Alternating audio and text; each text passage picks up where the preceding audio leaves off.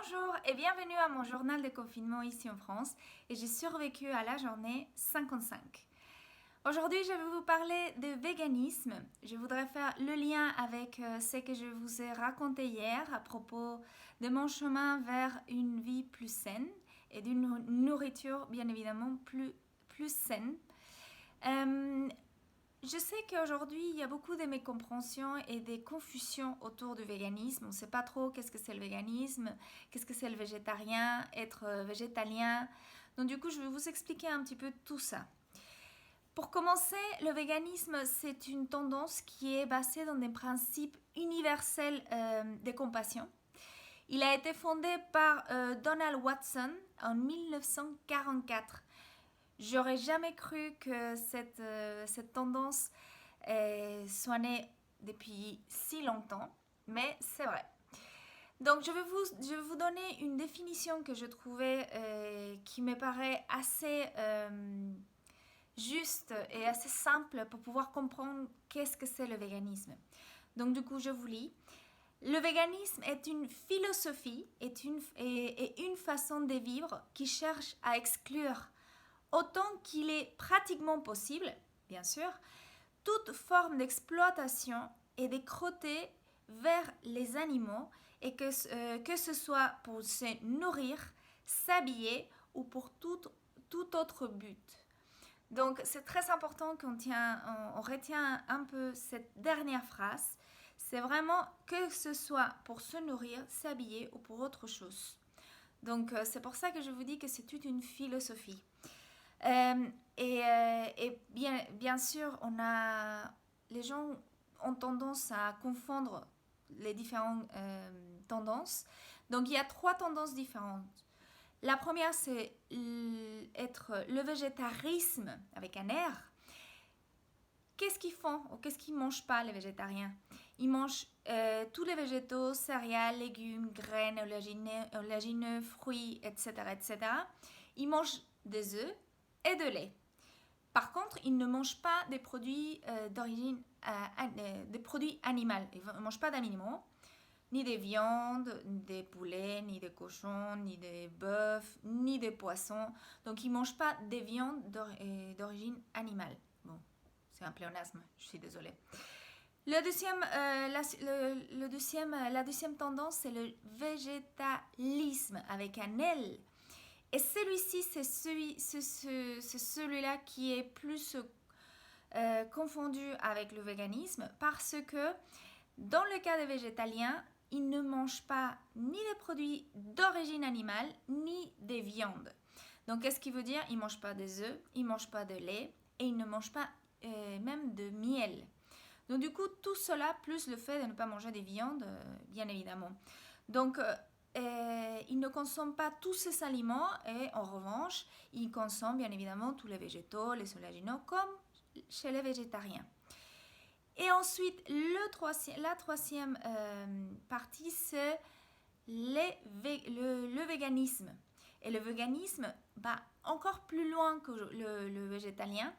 C'est vrai, ils ne mangent pas la même chose, ils mangent exactement la même chose, donc pas de produits d'origine animale, ni de viande, ni de miel, ni œufs, ni lait, ni fromage, rien de tout ça.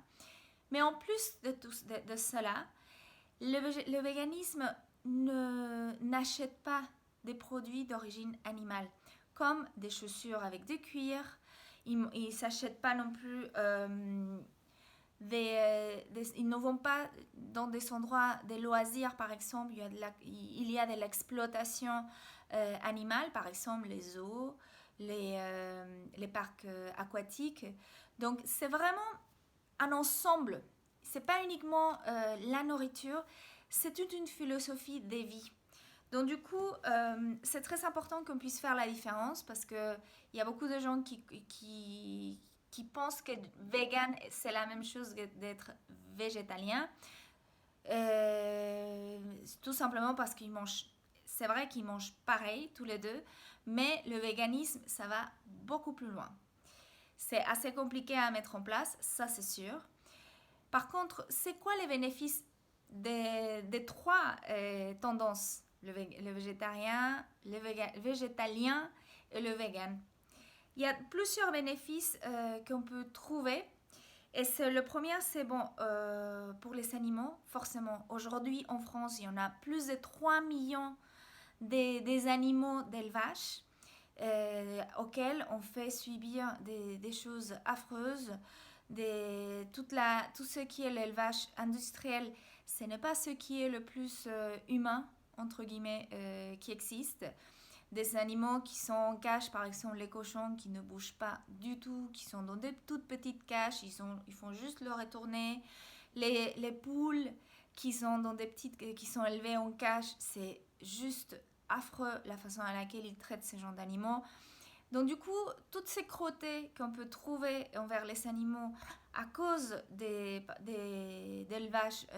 industriel, bah forcément, quand on ne mange pas ces aliments, forcément la demande, elle baisse. Je vous ai déjà dit dans d'autres vidéos qu'il ne faut pas qu'on sous-estime le pouvoir d'achat que nous avons. Donc vraiment, on peut créer un impact et ça, on l'a vu par exemple avec les produits bio, avec la hausse de la demande des produits bio. Donc forcément, si on arrête de manger de viande, si on arrête de manger des œufs, des laits et des produits d'origine animale, forcément, on peut créer un changement. Deuxième bénéfice, la faim dans le monde. Aujourd'hui, croyez-le ou pas, il y en a 800 millions de personnes qui sont en train de mourir de faim. C'est un chiffre juste hallucinant. Et le sujet est que d'un côté, on est en train de raser des hectares et des hectares, des jungles, des forêts pour pouvoir faire de l'agriculture pour des céréales qui sont destinées à nourrir le bétail. Donc du coup, à la place de gaspiller tout ça, on pourrait peut-être faire de l'agriculture pour nourrir les gens avec des végétaux, avec des céréales, avec des choses qui sont beaucoup plus saines et plus faciles à produire que le bétail. Le troisième bénéfice est bien évidemment le bénéfice écologique parce que l'industrie la plus polluante de toutes, c'est l'industrie agroalimentaire, c'est l'élevage industriel. Comme je vous ai juste dit, on rase des forêts entières pour pouvoir planter des céréales, pour pouvoir nourrir le bétail. Il n'y a pas que ça, on a aussi tout ce qui est la pollution de l'eau, l'effet de serre, le gaspillage de beaucoup d'éléments, comme l'eau, comme l'électricité pour pouvoir tenir ces grandes structures d'élevage industriel. Donc forcément, on est en train d'utiliser la planète pour nourrir de bétail et ensuite le manger. Parce qu'on est en train de surconsommer de la viande. Donc du coup, quand on devient végétarien, végétalien ou vegan, forcément, on est en train aussi de créer, et grâce à nous, on a cet impact positif envers la planète parce que on est une personne de moins qui consomme de la viande, donc du coup, la demande va baisser. Et le dernier bénéfice, c'est forcément le bénéfice de la santé. Et ça, celui-là, il est très important parce qu'il y a eu beaucoup de mythes autour de ces genres de régimes, qu'on a besoin de protéines, on a besoin de la viande, on n'a pas besoin de la viande.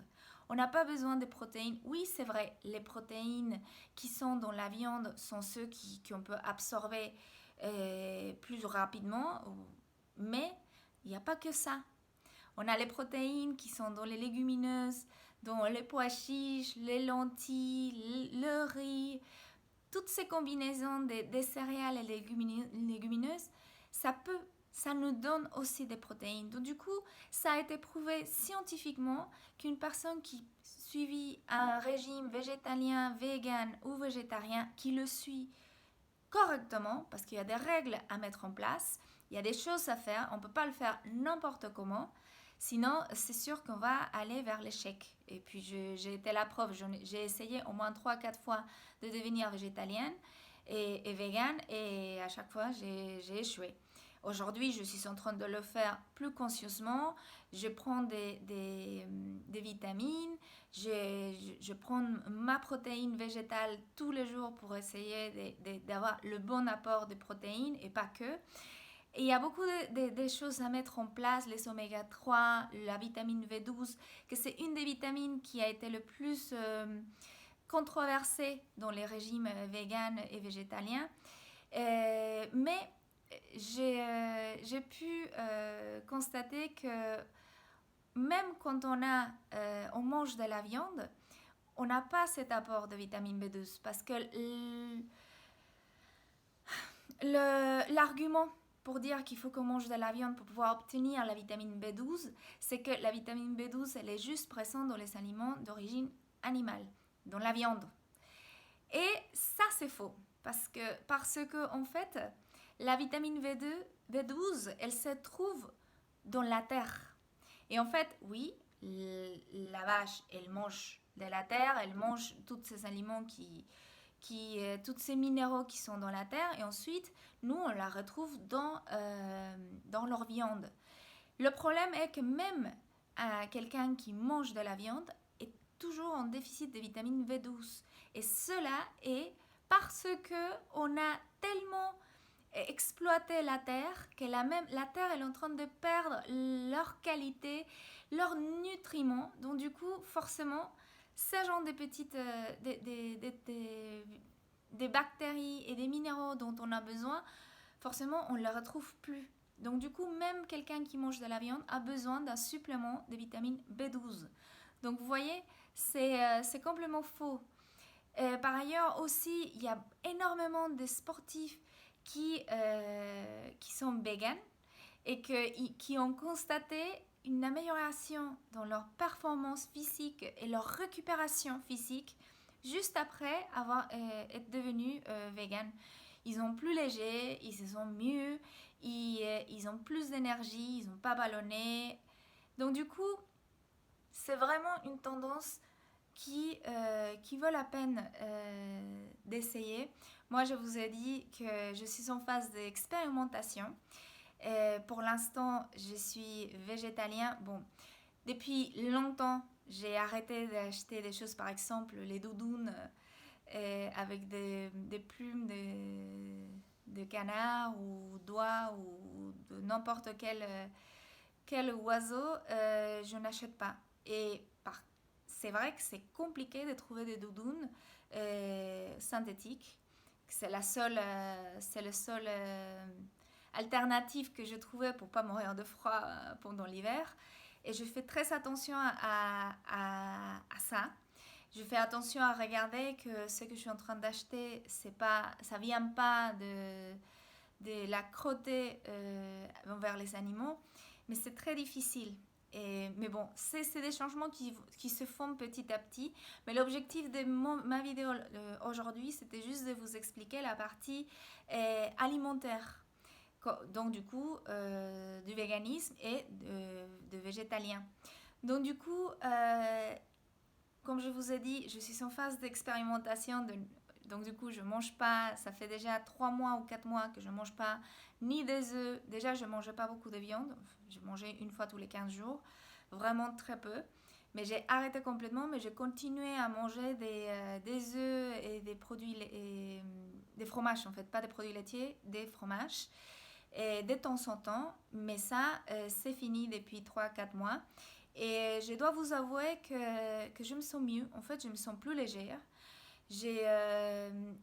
Au niveau de performance physique, mon test c'était pour faire un trail de 30 km au mois de mars, mais bon, grâce à ce confinement, ça a été annulé. Donc du coup, j'espère pouvoir le faire au mois d'octobre. Donc on verra au mois d'octobre comment je vais, quelles vont être mes performances. Mais je continue à faire du sport tous les jours. Je me sens très bien, je jeûne, je fais beaucoup de changements et franchement, je me suis jamais sentie mieux dans ma vie que depuis que j'ai changé complètement au régime vegan ou végétalien. J'espère que vous avez aimé et je vous souhaite une bonne soirée Et puis je vous retrouve demain pour faire un petit point juste pour le premier jour de confinement. Ciao, ciao!